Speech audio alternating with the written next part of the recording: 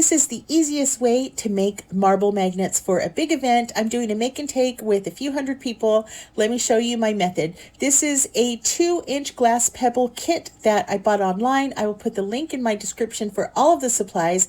I put my artwork onto this template. These are all 2-inch circles. I put it on semi-glossy paper, and all you do is you take the glass pebble. The kit comes with this little clear dry adhesive. It's sticky on one side. You place it on the glass pebble, peel away the protective layer, and it reveals another sticky side. Put your picture face down on the sticky side, rub it nice and smooth, and then it comes with magnets. Peel off that protective paper and place it sticky side down onto the back of the glass pebble. This is one of those crafts that has been around forever, but you had to source the pebbles, the magnets, have the glue, and I just love that you can buy everything all together. They do have the glass pebbles in all different sizes, so I put all the links to everything in the description.